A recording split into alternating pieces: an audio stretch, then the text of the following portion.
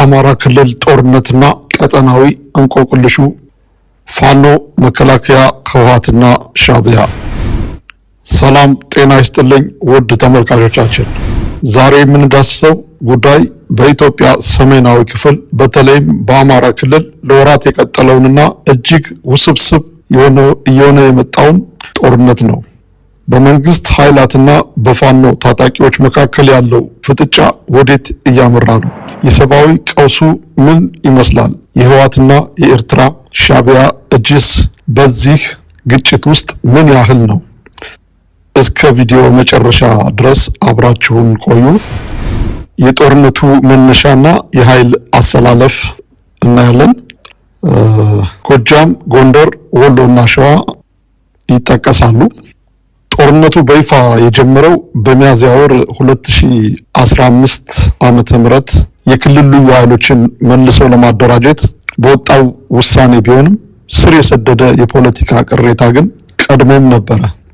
የመንግስት ህግ የማስከበር ዘመቻ እያለ የሚጠራው ይህ ውጊያ ዛሬ ላይ ወደ አድፍጦ ጥቃትና የድሮን ውጊያ ተቀይሯል። መከላከያ መንግስት የከተማ አስተዳደሮችን ለመቆጣጠር ከባድ መሳሪያዎችና አየር ኃይልን እየተጠቀመ ነው። በሙሉ አቅሙ ነው ማለት ነው። መንግስት እንግዲህ እየተዋጋ ያለው በሙሉ አቅሙ ነው ማለት ነው። ፋኖ በበኩሉ በህዝብ ውስጥ እንግዲህ ህዝብን እንደ ምሽግ አድርጓል ነው ማለት የምንችለው። መልክዓ ምድራዊ አቀማመጡን እንዲሁም ተጠቅመው ሽምቅ ውጊያ በማካሄድ የመንግስትን ሰራዊት እየፈተነው ነው። በከፍተኛ ሁኔታ እየፈተነው ይገኛል። እንግዲህ በዚህ ቀውስ መሃል ደግሞ ሰብአዊ ቀውስ በጣም ተበራክቷል። የተፈናቀሉ ሰዎች፣ የፈራረሱ ቤቶች ወይም ሆስፒታሎች አገልግሎት የመስጠት አቅማቸው በጣም አንዳንዶቹም አይሰጡም፣ እንደገና ደግሞ የተዘጉም አሉ ማለት ነው። በአጠቃላይ ከዚህ ሁሉ ፖለቲካዊ ፍጥጫ ጀርባ የሚቀጠቀጠው ግን ንጹህ ህዝብ ነው። በተለይ የሰብአዊ መብት ተሟጋች ድርጅቶች ሪፖርት መሰረት በድሮን ጥቃቶች ንጹሃን በገበያ ቦታዎችና በእምነት ተቋማት ውስጥ ሳይቀር ህይወታቸውን እያጡ ነው። በክልሉ የኢንተርኔት የስልክ ግንኙነት በተደጋጋሚ መቋረጡ የሰብአዊ መብት ጥሰቶች በምስጢር እንዲቀርቡ አድርጓል። ማለት በይፋ ማግኘት አይቻልም። በምስጢር እንደዚህ አጋጣሚ ኔትወርክ ያላቸው ሰዎች ናቸው ይህን ነገር እንግዲህ ሊያወጡ የሚችሉት ማለት ነው። የትምህርት ቤቶችና የጤና ተቋማት ወደ ጦር ሰፈር መቀየራቸው አሳሳቢ ነው። በሚሊዮን የሚቆጠሩ ልጆች ከትምህርት ገበታቸው ተለይተዋል ይባላል። ይህም በጣም ከፍተኛ ውድቀት ነው ለክልሉ። የህወሓትና የሻዕቢያ ጨዋታ፣ የአብይ አህመድ፣ የጌታቸው ረዳና የኢሳያስ አፈወርቂ የእነኚህ ሁሉ ውስብስብ የሆነ አስቸጋሪ ፖለቲካ ላይ ናት ኢትዮጵያ የምትገኘው። የዚህ ጦርነት ሌላኛው አስገራሚ ገጽታ የጎረቤት ሀያላት ተሳትፎ ነው። የጎረቤት አገራት ተሳትፎ ነው። ያው እንደሚታወቀው ህወሓት የፕሪቶሪያ ስምምነት የፌዴራል መንግስትና ህወሓትን ወዳጅ ቢያደርጋቸውም የአማራና በትግራይ መካከል ያለው የወልቃይትና የራያ ጉዳይ ግን እንደ ትኩስ ፍም ነው። ሁልጊዜም የማይዳፈን እሳት ሆኖ ነው ያለው ማለት ነው በሁለቱ ክልሎች መካከል። እንዲሁም ከመንግስት ጋር ህወሓትም ህገ መንግስታዊ መብት ይከበርልኝ የሚለው ማለት ነው። ፋኖ መንግስትና ህወሓት እኛን ለማጥፋት ተባብረዋል ሲል ይከሳል። ሻዕቢያና ኤርትራ ከኢትዮጵያ መንግስት ጋር ቀድሞ የነበራት የጋብቻ ጊዜ ያበቃ ይመስላል። ኤርትራ አሁን ላይ ፊቷን ወደ አማራ ክልል ታጣቂዎች አዙራለች የሚሉ ግምቶች ቢኖሩም አስረጃዎች ግን አሁንም አሻሚ ናቸው። ማለት እርግጠኝነቱ ላይ አጠያያቂ ነው። በተጨባጭ እንዲሁ ከመንግስት በኩል እንደዚህ አይነት ነገሮች ይነገራሉ። ሆኖም የቀጠናው ጂኦፖለቲካ ጦርነት ይበልጥ አደገኛ እያደረገው ነው። የአማራ ክልል ቀውስ በወታደራዊ ኃይል ብቻ የሚፈታ አይመስልም። ይልቁንም የንጹሃን የሚከፍሉት ዋጋ እየጨመረና አገሪቷ ወደማያልቅ ማጥ ውስጥ እየከተታት እንደሚገኝ ብዙ አይን እማኞች እየገለጹ ነው። አሳሳቢ ነው። መፍትሄው ከጠመንጃ ይልቅ ወደ ጠረጴዛ ዙሪያ ንግግር ማምራት ብቻ እንደሆነ ብዙዎች ይስማማሉ። የሁላችንም ፍላጎት ነው። እንግዲህ ከሞላ ጎደል የዛሬ መረጃችን ይሄን ይመስላል። ወደ ኢኮኖሚው ደግሞ እስቲ ሀገሪቱ ላይ ያለ አሁን የኢኮኖሚ ጉዳይ ደግሞ እንዴት ነው? ኢኮኖሚ እንግዲህ በጣም ከፍተኛ ችግር ደቅኗል። ገበያ ላይ ያሉ የሸቀጦች ዋጋ በጣም ኑሯል።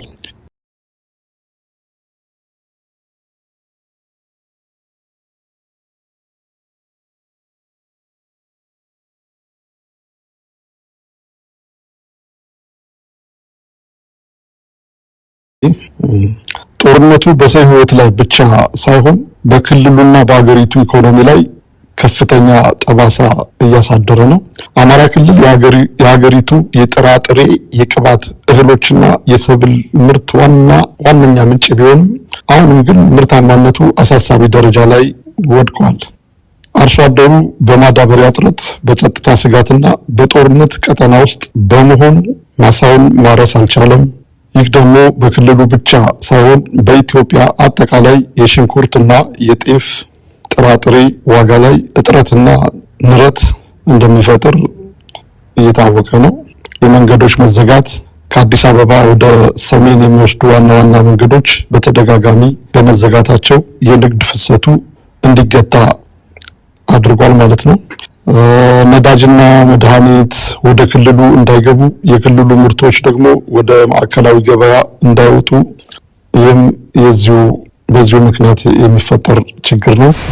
የመሰረተ ልማት ውድመት፣ በቢሊዮን የሚቆጠሩ ብር የወጣባቸው ፋብሪካዎችና የኢንዱስትሪ ፓርኮች በከፊልም ሆኑ በሙሉ መውደማቸው በሺዎች የሚቆጠሩ ዜጎች ስራ አጥ ሆነዋል። የቱሪዝም ዘርፍ በተለይ ላሊበላና ጎንደር ሙሉ በሙሉ በሚባል ደረጃ ቆሟል። የዋጋ ንረት በጦርነቱ ምክንያት በክልሉ ከተሞች የሸቀጦች ዋጋ በ3 እና በ4 እጥፍ አድጓል። ይህም ዝቅተኛ ገቢ ያለውን ሕዝብ ለከፋ ረሃብ፣ ለችግር ዳርጎታል። ታዲያ ለእነዚህ ሁሉ ችግሮች እንግዲህ እንደ መፍትሄ የተቀመጠው ሀገራዊ ምክክር ኮሚሽን ነው። ሂደቱ በተለያዩ አካባቢ እየተካሄደ ቢሆንም አንዳንድ ተቃዋሚ ፓርቲዎችና የታጠቁ ኃይሎች ሂደቱ ላይ ያላቸው እምነትና ተሳትፎ አሁንም አጠያቂ ነው። ምክክሩ የቆዩ የኢትዮጵያን ቁስሎች ይሽራል ወይስ ሌላ የፖለቲካ ድራማ ነው? እንግዲህ እነዚህ የምክክር ኮሚሽን አባላት እነማን ናቸው? ነፃነታቸውስ እንዴት ነው? ገዢ ፓርቲ አይጫናቸውም ወይ? በሱ ቁጥጥር ስር አይደለም ወይ? የፈለጉትን ማድረግ ይችላሉ? ፍትሃዊ የሆነ ነገር ማድረግ ይችላሉ? ይሄ አጠያቂ ነው። በዚህ መተማመን የለም ማለት ነው። አሁን እንግዲህ ኤርዶጋን ከአብይ አህመድ ጋር መጥቶ ነበር። የሶማሊያ ጉዳይም አለ። እንግዲህ በዲፕሎማሲ መስክ የኢትዮጵያ ሶማሌላንድ ጋር የተፈራረመችው የመግቢያ ስምምነት በቀጠናው አዲስ ውጥረት ፈጥሯል። ይህ ጉዳይ ከሶማሊያ ጋር ያለውን ግንኙነት ያሻከረ ሲሆን ግብፅና ኤርትራ ወደ ሶማሊያ ይበልጥ እንዲጠጉ አድርጓቸዋል። ይህ የጂኦፖለቲካ ፍክክር ኢትዮጵያ በቀጠናው ያላትን የዲፕሎማሲ ሚዛን እየፈተነ ይገኛል። ግን በጣም አስቸጋሪ ነው። እንግዲህ የውጭ ግንኙነትና የባህር በር ጉዳይ፣ የቀይ ባህር ጉዳይ ብዙ ጣጣ ነው ይዞ እየመጣ ያለው። ዝሮ አብይ አህመድ አሁን እንደሚሉት በጉልበት ቀይ ባህርን በጉልበት በጦርነት ማምጣት የማይቻል ነገር ነው። ይሄ የዓለም አቀፍ ሕጉም ምክንያቱም ኤርትራ በራሱ በኢትዮጵያን ተፈርማ የተሸኘች ሀገር ነች። የተባበሩት መንግስታት ኤርትራን እንደ ሀገር እውቅና ሰጥቶ ግዛቷንም ካርታ ሰርተው ጨርሷል። ስለዚህ አሁን ላይ ከዓለም አቀፉ ህብረተሰብ ጋር ነው የምንጋጨው ማለት ነው። ኤርትራ ጋር አቶ ልደቱ አንድ ወቅት ሲል እንዲሁ ለፖለቲካ ፍጆታ ያህል ያመጣው ነገር እንጂ በኃይል በጉልበት እንደማይሆን ይታወቃል። እንደማይሆን ማለት ኤርትራን ማሸነፍ አይቻልም ሳይሆን እያልኩ ያለሁት ኤርትራን አሸንፈን ወደ ቀይ ባህርን በጉልበት ነጥቀን ብናመጣም ግን የዓለም አቀፍ ሕግ አይፈቅድልንም። እንዲሁ ዝም ብሎ ለፖለቲካ ማጫጫሃና ማጋጋያ የሚጠቀምበት ሴራ ነው ይላል ልደቱ አያሌው። ትክክል ነው፣ እኔም ይሄን እቀበላለሁ። በእርግጥ ዓለም የጉልበተኞች ነች። ኢትዮጵያን አምነውበት ወይም ተስማምተውበት ኤርትራ አይደለም ሀሰብ ወደብ ቀይ ባህርን ኤርትራን ራሷ እንድትገነጸል የፈቀዱ አይደሉም ኢትዮጵያኖች። ህወሓት የሚባል ከጫካ የመጣ ወንበዴ ነው አሳልፎ የሰጠው ለኢሳያስ ማለት ነው፣ ለሻቢያ። ስለዚህ የኢትዮጵያን ህዝብ ያማከለ አይደለም። ይሄ የህዝብ ጥያቄ ነው፣ የትውልድ ጥያቄ ነው። ቀይ ባህር የኢትዮጵያ መሆን አለበት። ሁላችንም የምንገደፈው ነው። ስለዚህ እንግዲህ ጣይብ ኤርዶጋን ከአብይ ጋር እያስሮጠ ያመጣው ነገር ምንድነው? ያው እስራኤል በሶማሌላንድ እውቅና ሰጣለች። በዛም ደግሞ የተለያዩ እንቅስቃሴዎችን እያደረገች ነው። ይሄ በጣም ለአረቡ ዓለም በጣም ከባድ እና ከአቅማቸው በላይ የሆነ ነገር ሆኖባቸዋል። እንቅልፍ ነስቷቸዋል። በአጠቃላይ የእስራኤል በሶማሌላንድ መገኘት ለአረቡ ዓለም እንቅልፍ ነስቷቸዋል። ኢትዮጵያ እስካሁን ደፍራ እውቅና አልሰጠችም። እርግጥ ነው ኢትዮጵያ በሶማሌላንድ ከፍተኛ ተሳትፎ አላት እና ኢትዮጵያ ብዙ አስተዋጽኦ አድርጋለች በሶማሌላንድ። በቀጠናው ያለውን ውጥረት እንግዲህ ቱርክ በሶማሌ ውስጥ ከፍተኛ የጦር ቤዝመንት አላት። ስለዚህ እዛ ጋር ያው ታኮበኩባለች። ከኢትዮጵያ ጋር ያለው ችግር መፈታት አለበት የሚል ነው። ኢትዮጵያን ለማስጠንቀቅ ነው። በአጠቃላይ ግን ኢትዮጵያ አስፈላጊ አገር ነች። በመካከለኛው ምስራቅም በአረቡ ምንም ኢትዮጵያ አንደኛ እንደዚህ የተከበበች ሀገር ነች። ስለዚህ ራሷን ለማውጣት ሙሉ አቅሟን መጠቀም አለባት። በእርግጥ ትልቁ አደጋ ምንድነው? እርስ በርስ ያለው ክፍፍል ነው። አሁን ኢትዮጵያ የውጭ ጥላትን መመከት ትችላለች አትችልም? ይህ በጣም ከባድ ነው። የውጭ ጥላት ሲባል እነዚህ ኤርትራ፣ ጅቡቲ ምናምን አይደሉም። ግን ግብጽ ራሷ በሙሉ ኃይሏ መምጣት የምትችልበት አጋጣሚ ካለ፣ ለምሳሌ እንደ ሱዳን አይነት መሬት ክፍት ከሆነላት ለግብጽ፣ ኤርትራም እንደዚሁ፣ ሶማሌ፣ ጅቡቲም በእንደዚህ እንትን ካለ ለኢትዮጵያ ትልቅ ስጋት ነው። ይህን መቋቋም አትችልም። አንደኛ የውስጥ ችግር አለ። ውስጥ ያሉት ደግሞ በጭራሽ ከነዚህ ከጠቀስኳቸው ከግብጽም፣ ከሶማሊያም፣ ከሱዳንም፣ ከሻቢያም ኢትዮጵያን እያፈረሰ ያለና ዋነኛ ጥላታችን አብይ አህመድ ነው ብሎ የሚያምን ታጣቂ ነው ፋኖም ያለው በአጠቃላይ እና አይሰማህም። እንዲያውም አብሮ ከግብጽ ጋር ሆነ ከሌላ ማንም ቢሆን ከሰይጣንም ጋር ቢሆን ተባብሬ አብይ አህመድን ማውረድ ብቻ ነው የምፈልገው ነው የሚለው።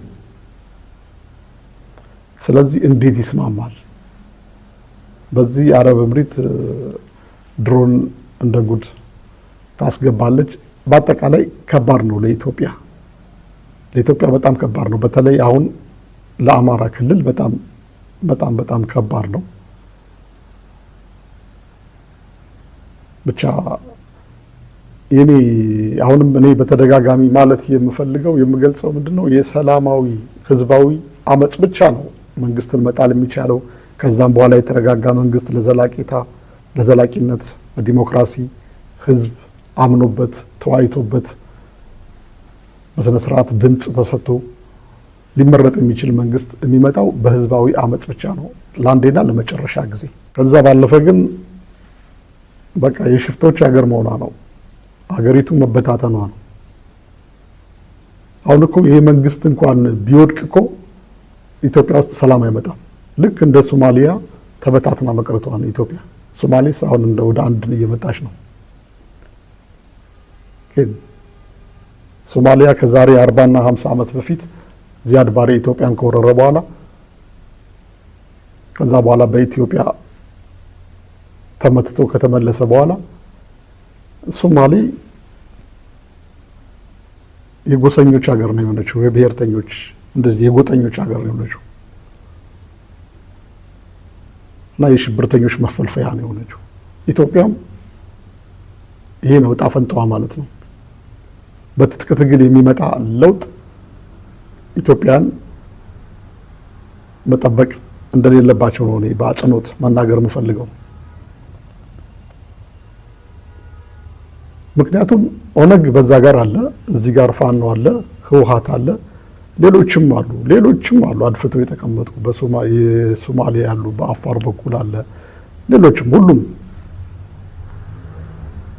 በአጠቃላይ ሀገሪቱ የአንድነት ስሜት ሀገሪቱ ውስጥ የአንድነት ስሜት ውስጥ የለም። ስለዚህ እንደዛ አይነት ነገር በሌለበት ሁኔታ ላይ የታጣቂዎች መንግስትን ጥለው ቢመጡ ሊፈጠር የሚችለው ቀውስ በጣም ከባድ ነው።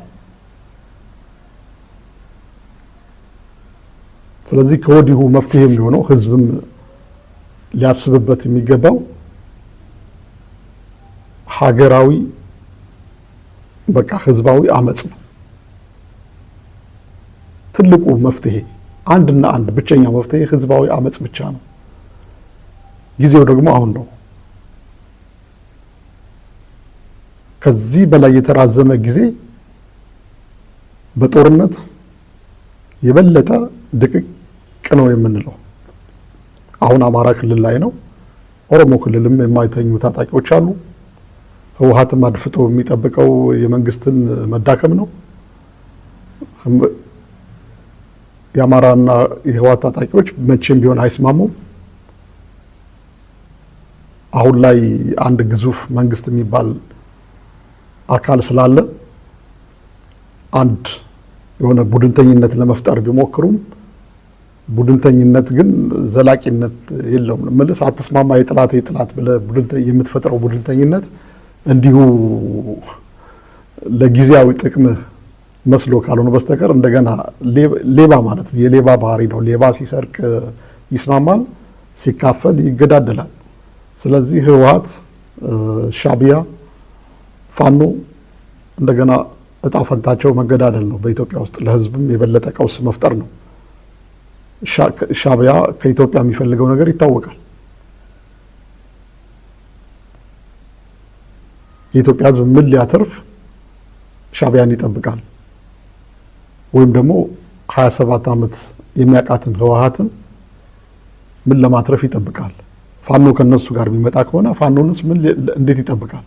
አይደለም የኢትዮጵያ ህዝብ የአማራ ህዝብም የሚጠብቅበት እድል እየጠበበ ነው። ስለዚህ የኢትዮጵያ ህዝብ ትልቁ እና ዋናው ጉዳዩ መሆን ያለበት ህዝባዊ አመጽ። በቃ ለመስዋዕትነት ራሱ ህዝቡ ከማንም መስዋዕትነት መጠበቅ የለበትም።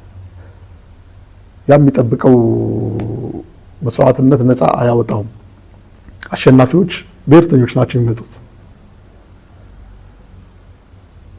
ስለዚህ የተሻለ ነገር ይዘው አይመጡ። እንዲያውም የባሰ ነው ሊሆን የሚችለው።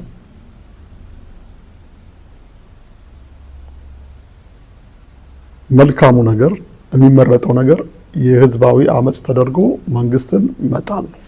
ለዚህ ዋጋ መክፈል ያስፈልጋል።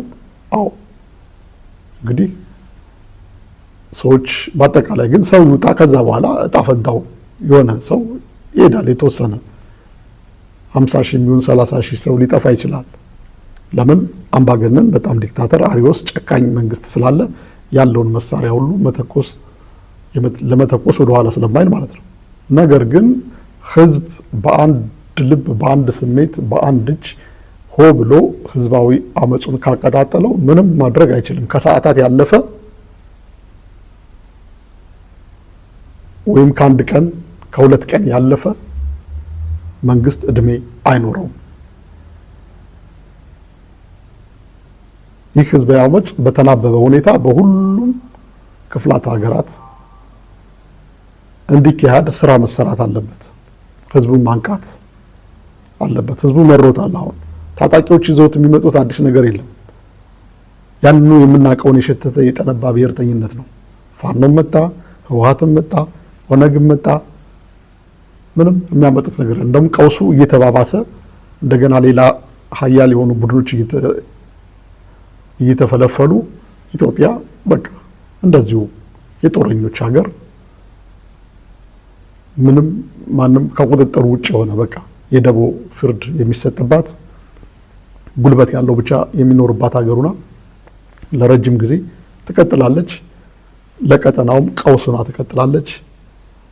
አልፎ ተርፎ ለመካከለኛው ምስራቅም ሆነ ለአውሮፓም እንደዚሁ በተፈናቃይ ይጥለቀለቃል ማለት ነው። ስለዚህ አሁንም በድጋሜ ደጋግመን የምንለው ህዝባዊ አመጽ ያስፈልጋል።